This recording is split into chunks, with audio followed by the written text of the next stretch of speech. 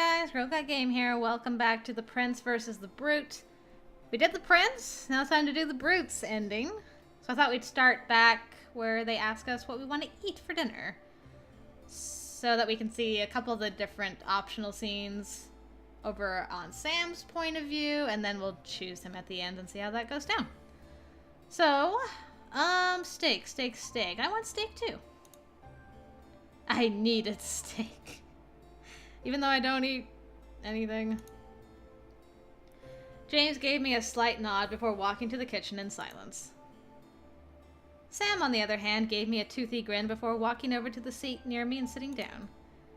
I was a little confused to see Sam so happy for a meal preference, but I shrugged and smiled back.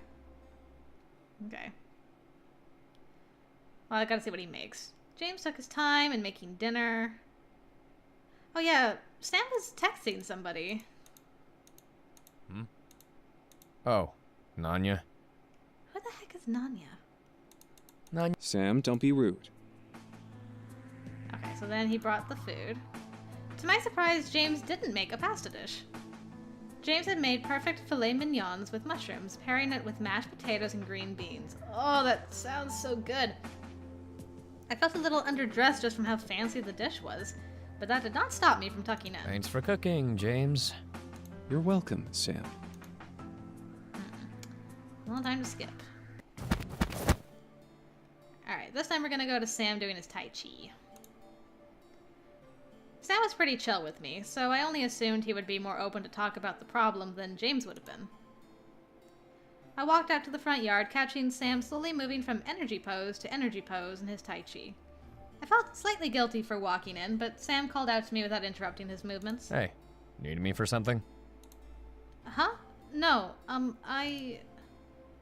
For a moment, I grew flustered. I didn't want to be rude and interrupt his Tai Chi. However, Sam froze in a pose and moved his hand to wave me over. Come over and spit it out. Can't read your mind like Damien. Haha. With a small grimace, I walked over beside him. Naturally, I felt myself join him in his movements as he began to work through his forms again. Still, I came out here for a reason, and it wasn't to do Tai Chi. Sam. Mm-hmm. Is everything okay between you and James? For a moment, Sam seemed to hesitate in his pose transition.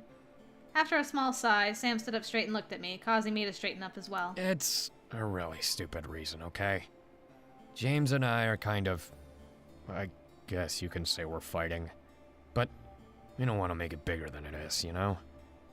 It's just something between us. I'm sorry. Is there anything I can do to help? Sam stared at me in silence, but I could almost see a million thoughts running in his head through his gaze. Was the situation really that private? To my surprise, Sam lowered his gaze to the ground between us, almost as if he was ashamed of something. Was it regret to say anything at all, or was he ashamed to hold back? Look, I really want to tell you, but it's kind of personal, okay?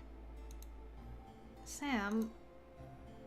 I could see him try and form words in his mouth at me speaking his name, but he simply shut his eyes tightly and gritted his teeth. What was going on that had him so tied emotionally?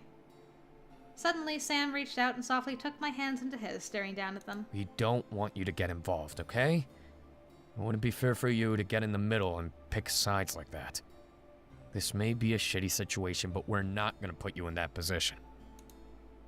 What do you mean? I know I sound like a shitty person for pushing you away like this, but it's really not something we can get you involved in, alright?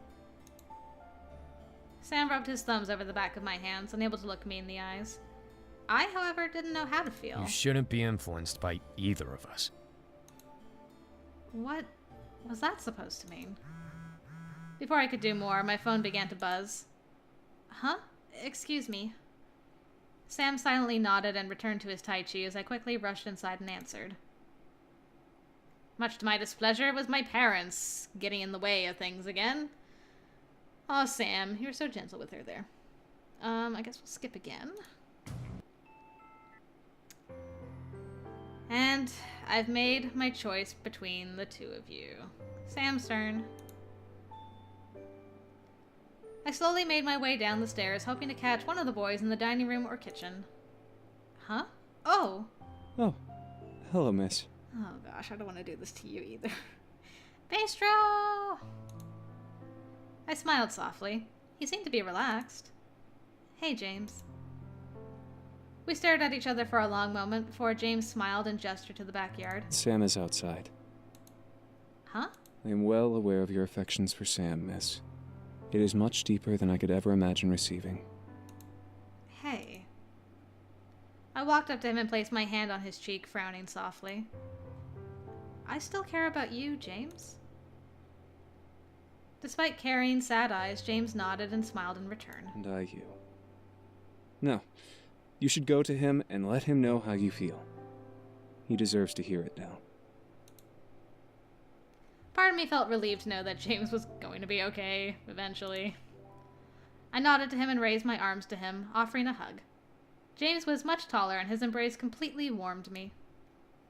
James wrapped his arms around me in a friendly hug, giving me a quick squeeze before releasing me and bowing. After he stood back up, James made his way to the dining room. Whoops. At that moment, I knew I was okay. Sam? At my call, I pinned my sights onto the man in question. He was staring at the moon, breaking his thoughts to turn to me at my voice. Huh? Hey, what's up? I couldn't help getting a small grin on my face. Well, Sam, I want to tell you something. What is it? I took in a breath. It was answering a question long overdue. My heart was skipping beats and my face began to warm in a slight blush. This was it. Sam, I choose you.